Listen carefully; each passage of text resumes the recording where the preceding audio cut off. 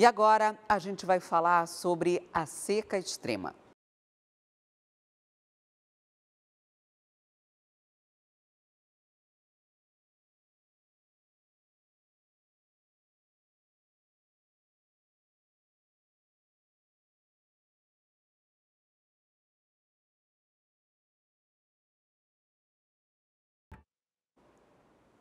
Diante da seca extrema no Amazonas, os barqueiros da Marina do Davi têm sofrido com os impactos da vazante. Em meio a um cenário caótico, as atividades por lá continuam ocorrendo todos os dias.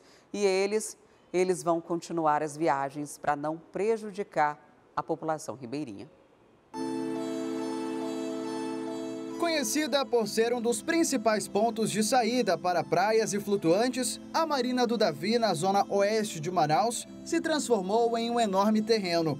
Carros e pedestres dividem o mesmo espaço, onde geralmente só tem... Francisco Raimundo, que está indo para a comunidade Nossa Senhora de Fátima, e ele está levando aí um ar-condicionado. Seu Francisco, agora o senhor está tendo que andar um pouquinho mais dali daquela parte até onde os barcos... Até onde está a balsa lá, né? Aí daí tem que atravessar, né? E de lá tem mais 1 quilômetro, lá da beira para lá, entendeu? Aí não tem como a gente ir. E o melhor mesmo é andar. Sim.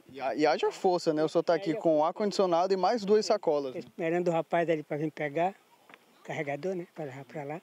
Aí eu vou pegar meu bote e vou atravessar. Entre um vai e vem pelas passarelas, conhecemos Fátima e Francisca, moradoras da comunidade Agrovila. Em um período normal do ano, o trajeto para chegar lá dura cerca de 1 hora, mas agora esse tempo dobrou. Eu saí de casa às 6h30, esperando a canoa para trazer a gente até ali no pontão, lá que a gente pega outra lancha para chegar até aqui.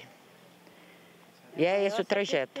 É muito sacrificoso, mano, para onde nós moramos. Nós moramos lá para a última comunidade para a gente vir, meu Deus do céu, é no meio de sol quente. Aqui a gente desce da canoa e tá arriscado nós ficar preso para a banda de lá.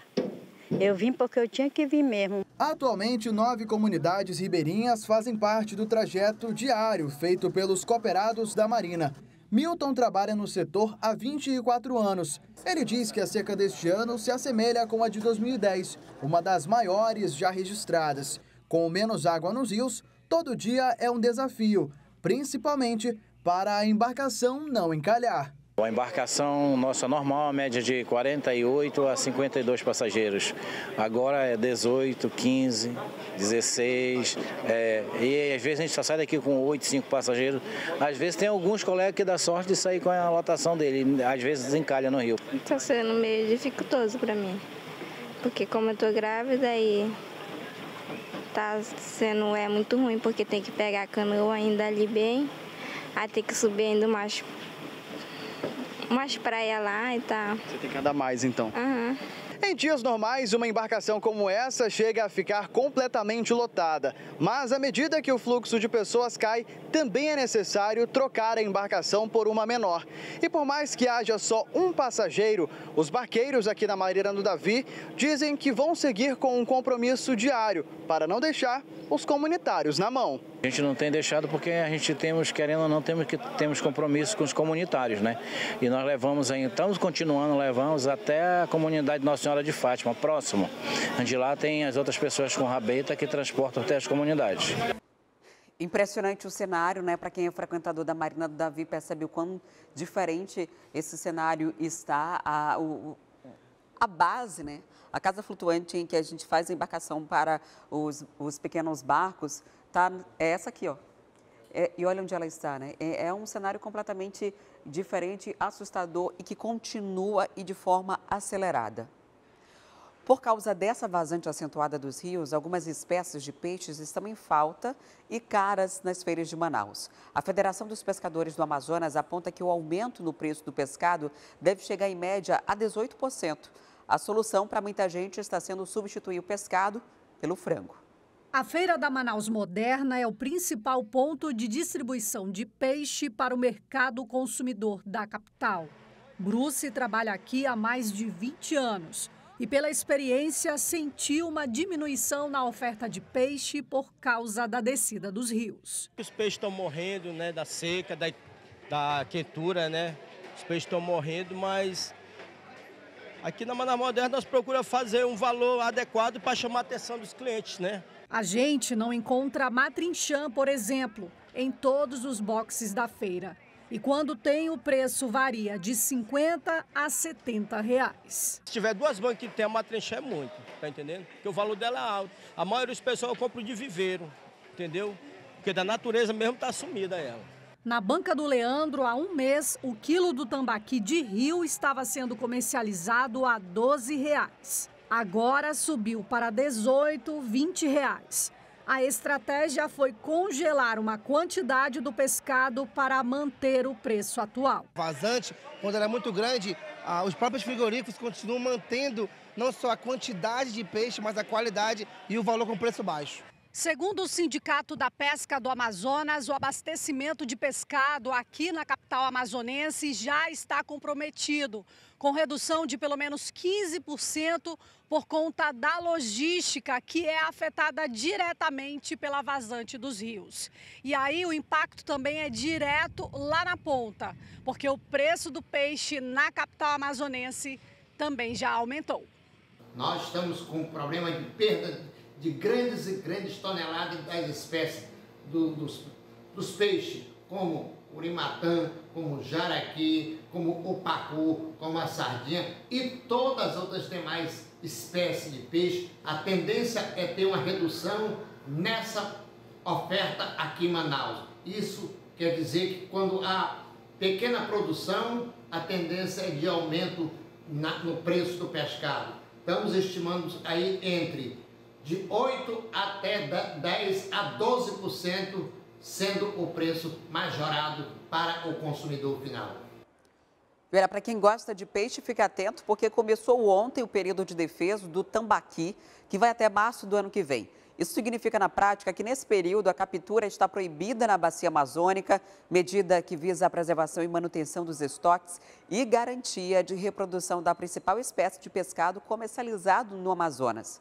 Agora, a venda, revenda e distribuição só é permitida por viveiros credenciados pelo IBAMA.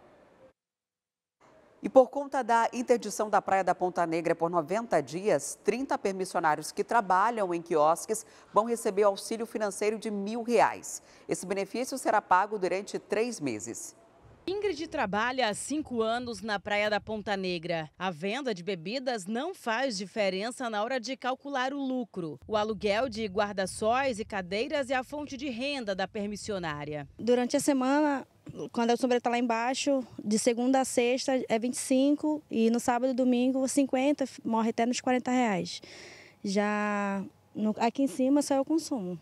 Conforme o cliente for bebendo, aí assim vai. Mas aqui a renda maior vem do aluguel do sombreiro? Do sombreiro. A gente sobrevive do sombreiro. Se for beber só de viver só de bebida, a gente não vai ver troca por dinheiro, moeda. Ela está na lista dos 30 permissionários que têm licença para trabalhar na praia, mas que vão ficar prejudicados com a interdição da mesma. Para minimizar os impactos, os empreendedores vão receber um auxílio emergencial durante 3 meses, com parcelas de R$ 1.000. A primeira deve ser paga no fim de outubro. Para manter o complexo da Ponta Negra ativo, mesmo com a praia interditada, a Prefeitura vai lançar uma série de programações para manter o cenário movimentado e, assim, não prejudicar os permissionários que trabalham no calçadão. A programação natalina foi adiantada para 24 de outubro. A decoração, tudo que aqui vai ser exposto, deve chamar a atenção de um grande público. E o governador Wilson Lima divulgou na tarde de ontem novas ações de enfrentamento sobre a estiagem aqui no Amazonas. Entre várias medidas, uma delas é o adiamento do pagamento do auxílio estadual permanente. Entre as medidas divulgadas pelo governador Wilson Lima está a divulgação do boletim diário, a situação dos municípios que entraram em emergência, em alerta, em situação e dentro também da normalidade. Será ainda divulgado um painel sobre o desmatamento e queimadas no estado. O governador ainda pontuou o adiantamento para o pagamento do auxílio estadual permanente e que será feito o pagamento ainda nesta sexta-feira, tanto para o interior quanto para a capital. Segundo Wilson Lima, foi enviado para a Assembleia Legislativa uma mensagem para anistiar pequenos produtores que estão em prejuízo e que estão em municípios de situação de emergência. Nós estamos encaminhando para a Assembleia Legislativa uma mensagem para anistiar aqueles produtores que tiveram prejuízos e estão em municípios em situação de emergência e que tiveram operação de crédito junto à FEAM. E aí, naturalmente, que a FEAM estabelece alguns critérios para que essa anistia efetivamente seja feita. Lembrando que essa anistia ela só vai valer para produtores, para pequenos produtores. E a gente está calculando que a anistia deve ser algo em torno de 9 milhões de reais. E isso vai depender também do prejuízo que tiverem esses pequenos produtores. Segundo Wilson Lima, há uma equipe do governo do Amazonas também na região do Médio Solimões, junto com o IBAMA e os demais institutos, para acompanhar de perto a situação em que os botos se encontram e tentar resgatar os animais que ainda estão vivos. E olha só, eu falei adiamento, na verdade é adiantamento, né? Eles vão antecipar esse pagamento. Além disso, dessas medidas que você acabou de acompanhar aqui, o governo do estado vai isentar os pratos do Prato Cheio, que é um programa de alimentação, né, e que existe em vários municípios, inclusive os municípios que já decretaram situação de alerta ou de emergência, que tem o programa do Prato Cheio, todos eles já vão participar dessa isenção. Por enquanto, 6 municípios, incluindo a capital Manaus, ou seja, 16 municípios em situação de emergência já tem essa isenção, inclusive os restaurantes que funcionam aqui na capital. É um preço simbólico, o pagamento é de R$1, porém durante todo esse período vai ser isento, tá? Já para ficar bem claro para todos vocês que se alimentam através desse programa de nutrição que é espalhado em vários municípios do Amazonas. E o vice-presidente Geraldo Alckmin se reuniu na tarde de ontem com ministros e outras autoridades. O assunto? A seca extrema que está afetando o Amazonas. E eu vou conversar com o Igor Damasceno sobre esse assunto para trazer mais detalhes para a gente. O Igor está lá em Brasília. Bom dia para você. O que foi tratado, o que foi discutido e definido durante essa reunião, Igor?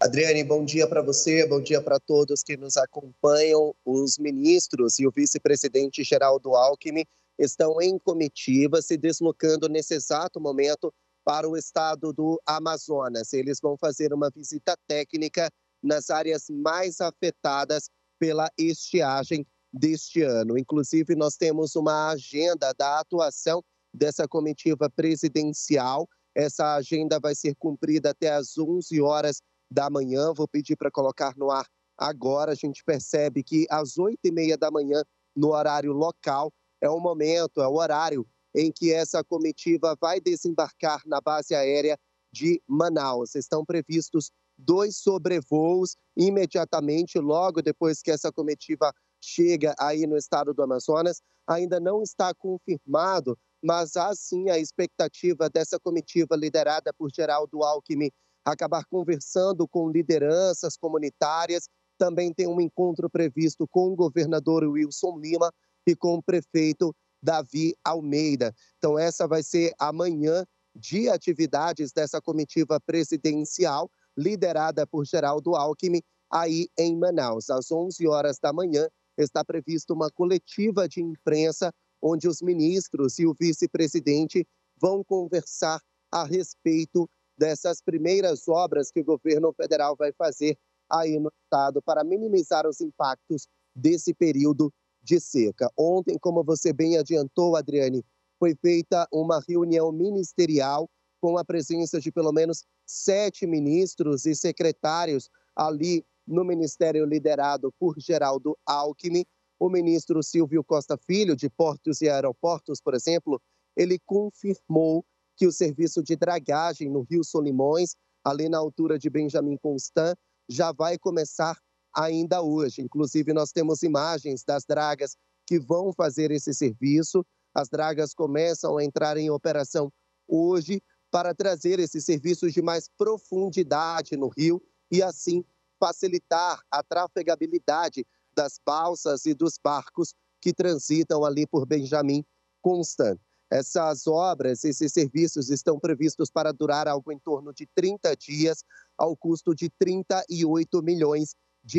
O serviço de dragagem, ao todo, vai custar quase R$140 milhões, porque ainda há previsto, daqui 2 semanas, o serviço de dragagem no Rio Madeira.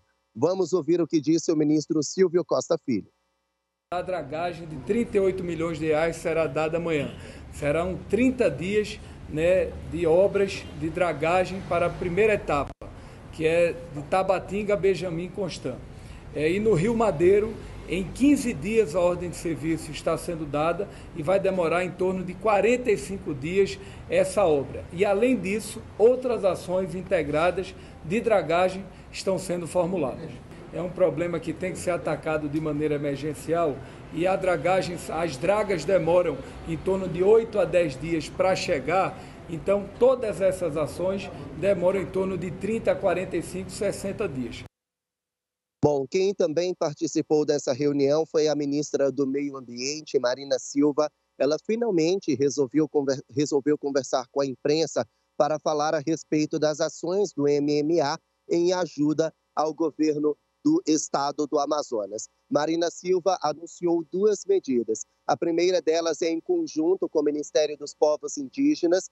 Tanto o MMA quanto o MPI têm feito contato com lideranças indígenas para trazer um olhar especial para essas pessoas que também têm sido afetadas pela seca. Então, essas pessoas, esses indígenas, eles vão receber, inclusive, cestas básicas com peixe, que é a principal proteína de consumo dos povos originários e que tem sido afetado por causa dessa estiagem.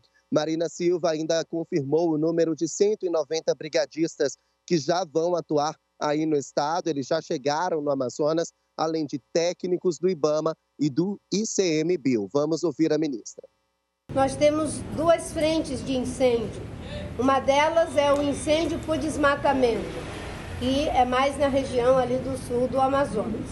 A outra é no entorno da cidade, de Manaus. E aí são incêndios urbanos, queima de quintal, limpeza de quintal, e isso cria uma situação insustentável para a população, com prejuízo muito grande, principalmente para crianças e idosos. Nas áreas de desmatamento mais remoto, o IBAMA está trabalhando, ainda que tivéssemos uma redução de 50% dos focos de queimada, de 48% do desmatamento, e mandamos um reforço de 191 brigadistas para atuarem de forma emergencial em vários municípios.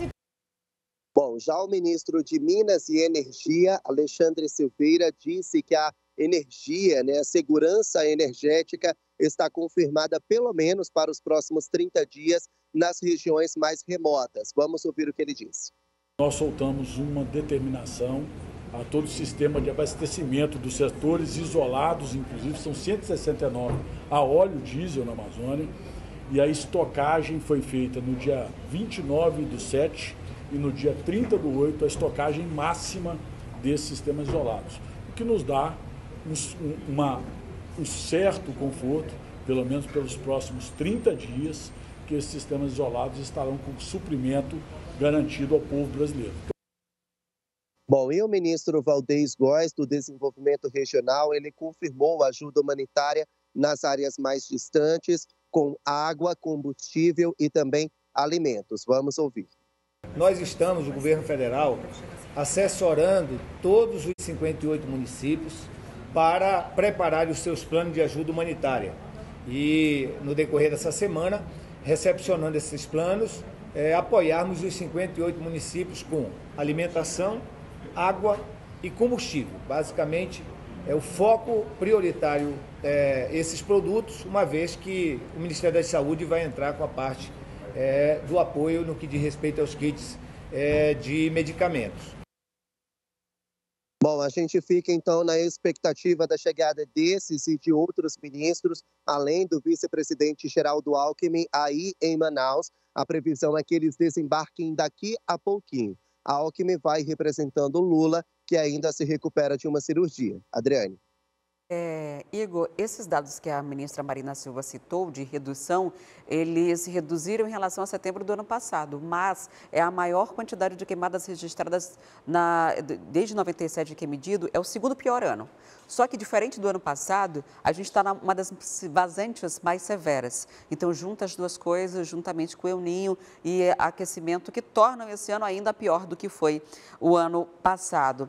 Ela chegou a falar da BR-319, porque isso tem sido uma das pautas, inclusive questionadas e criticadas pelos parlamentares aqui do Amazonas, porque sem rio, já que nossos rios são estradas, a gente fica mais isolado do que já é. Ela chegou a falar sobre a possibilidade, por conta desse impasse que existe do Ministério de Meio Ambiente e 319?